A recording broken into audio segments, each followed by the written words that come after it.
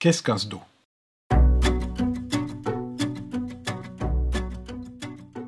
Un SDO, un terme un petit peu barbare, qui est le schéma directeur d'aménagement et d'urbanisme. Dans certains pays, vous trouverez schéma directeur d'aménagement urbain, mais c'est la même chose. SDAU. Derrière ce terme un peu barbare, et pas très poétique, il faut l'avouer, il y a un outil d'urbanisme. Et cet outil est un outil de planification. Ça veut dire qu'en principe, à part exception, on a à faire un plan de la ville. Un plan de la ville et un horizon. Régulièrement, 20 ans, 25 ans, ça dépend des pays, mais grosso modo, un horizon de 20 ans, c'est-à-dire une génération.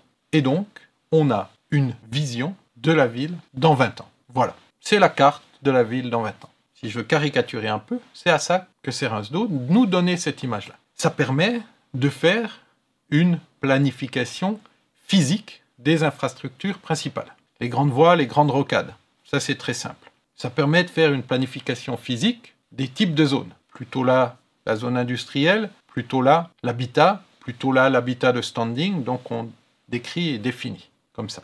On est à une relativement grande échelle. 50 000, 60 000, 70 000. Ça dépend bien sûr de la taille de la ville, mais on prend l'ensemble de la taille de la ville, de la surface urbanisée, bien sûr. Ensuite, souvent, la surface administrative est en deçà de la surface urbanisée, car les villes ont débordé à peu près partout. Mais on a une première limite administrative, une limite de l'urbanisation. Ensuite, on a la limite de l'urbanisation dans 20 ans. Et ensuite, tout l'interland. Le but est d'avoir une superficie qui se définit à chaque SDO suffisamment grande, une assiette foncière suffisamment grande pour pouvoir estimer à l'intérieur de cette zone que touche le SDO, de pouvoir estimer le développement de la ville. On va mettre les grandes infrastructures, le déplacement de l'aéroport, le cimetière principal, 5 abattoirs dans des quartiers. On peut descendre de manière très précise quand on a le SDO d'une ville intermédiaire ou d'une petite ville. Mais globalement, on va planifier les grands réseaux urbains, principalement les réseaux de mobilité, principalement les réseaux de mobilité automobile, les routes, mais pas que. Et puis ensuite, on va donner une image de la superficie que va prendre la ville dans 20 ans. Voilà. Par contre, ce document n'est pas opposable au tiers. Ça veut dire que, comme propriétaire privé d'un terrain, si on dit qu'il y aura de l'habitat de haut standing, je ne suis pas obligé à cet endroit-là de faire de l'habitat de haut standing. Par contre, le document est force pour l'administration qui doit normalement, qui est censé l'appliquer. On verra que ce n'est pas toujours le cas. Mais voilà, en gros, c'est de dire comment ma ville va être. Dans 20 ans, voici le plan de ma ville.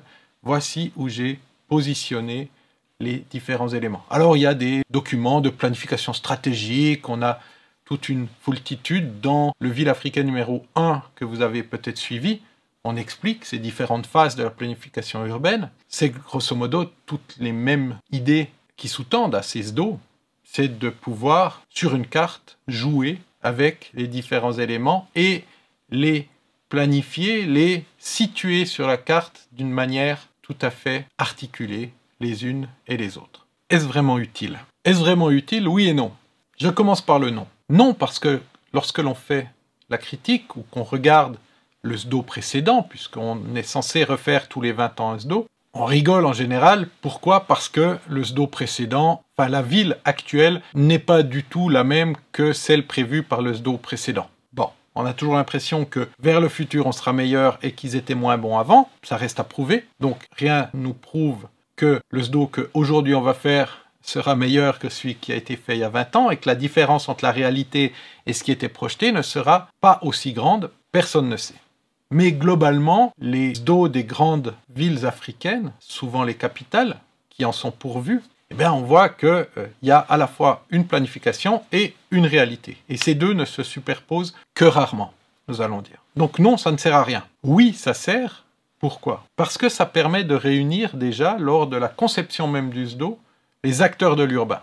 C'est pas toujours évident. Il n'y a pas forcément d'outils, de projets qui permettent la réunion de tous les acteurs, y compris les privés. Cette réunion-là est extrêmement importante parce que ça laisse aux acteurs la possibilité de comprendre qu'il y a des différences entre les points de vue et de pouvoir commencer à co-construire quelque chose ensemble. Donc, plus que l'objet définitif ou final du SDO, c'est le processus même qui revêt de l'importance et donc qui est utile.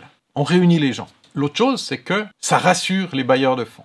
Il faut un document. C'est comme si vous écrivez un roman ou un rapport. Prenons un rapport, c'est plus probant. Souvent, on va vous demander, alors la table des matières. Et puis c'est rassurant de voir cette table des matières parce qu'on se dit, ah, il va faire les choses dans le bon ordre. Les bailleurs de fonds veulent des SDO car c'est la table des matières des financements prochains.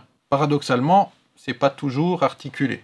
Mais ça, faisons pas cette parenthèse-là. Mais c'est une sorte de table des matières. Voilà, telle route, ici, là, telle zone, tel ceci, tel cela. Et donc, pour prévoir et pour assumer de l'investissement, on est obligé de savoir où on va. Et pour savoir où on va, on le met sur une carte. Et donc finalement après, peu importe si ça s'est déroulé exactement comme on voulait ou pas, le fait même qu'il y ait un schéma directeur est important pour pouvoir déclencher ce processus de fabrication du territoire urbain. Donc, les acteurs se réunissent, ça déclenche et ça rassure pour l'investissement. Pour le reste, je vous laisserai maître d'en juger, mais lorsque l'on voit le gap qu'il y a entre la ville qui existe et ce qui était prévu, on se dit que définitivement, le plan ne sert à rien. Comment fait-on une planification urbaine? Comment faire une planification? En principe, c'est simple. On fait un diagnostic de la situation. Quelle est la situation aujourd'hui? Comme chez votre médecin, on fait le diagnostic du patient. Mal au bras, mal à la jambe, mal à la tête. Ensuite, on aura une vision.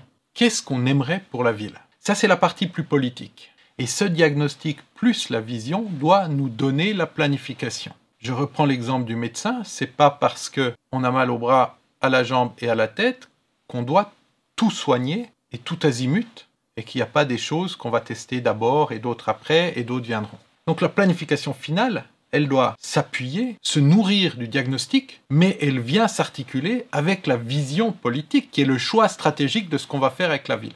Et c'est ça qui est extrêmement différent, c'est cette articulation diagnostic-vision qui en principe est rarement fait correctement. Souvent on fait un gros diagnostic et puis ensuite on ne sait plus trop ce qu'on peut en faire, donc on le met un peu de côté et on reprend la vision politique.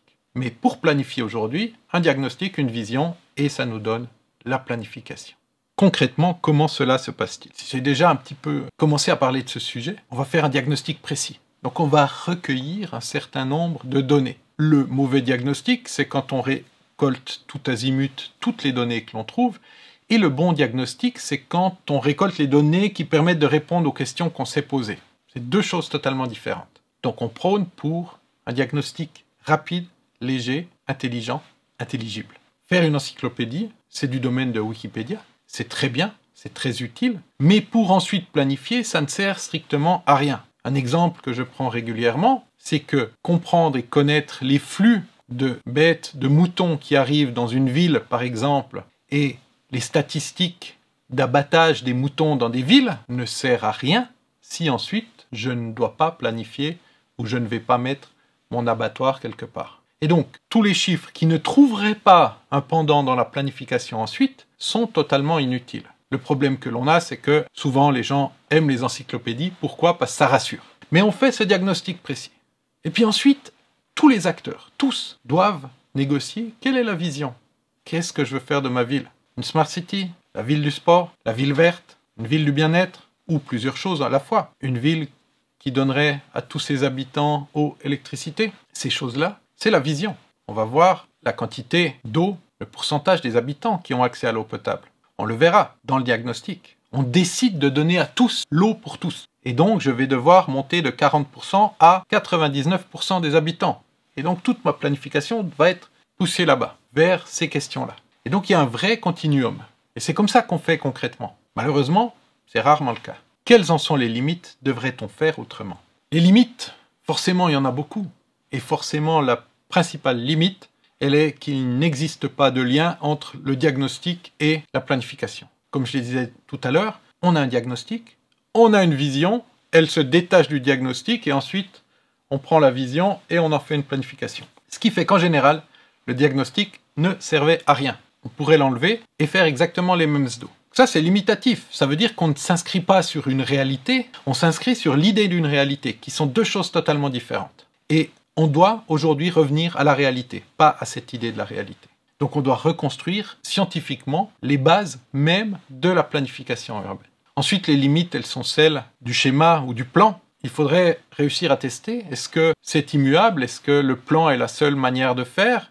Ou est-ce qu'au contraire, on pourrait, à un moment donné, dépasser ce plan et faire d'autres choses? Est-ce qu'on est obligé d'avoir cette répartition en plans avec ces taches de couleur? Ou est-ce que des politiques publiques, par exemple, politique nationale, politique urbaine, auraient le même effet? Sans doute qu'il existe d'autres outils. Sans doute que ce plan est dépassable, mais aujourd'hui, pour le savoir, il faudrait qu'une ville se lance dans cette expérimentation. Donc on peut faire un appel à la ville qui voudrait se lancer. Interdiction de faire un plan. Et on regarde quels seraient les outils de gestion et de planification qu'on peut mettre en place, sans planifier de manière classique sur un plan à zéro, comme on voit régulièrement. C'est une limite, mais pour la dépasser, donc on en est conscient de cette limite, mais pour la dépasser, on n'a pas encore suffisamment d'imagination pour aller au-delà. Et donc là, il y a un véritable objet de recherche et d'expérimentation avec les villes, c'est de pouvoir passer au-delà de ça.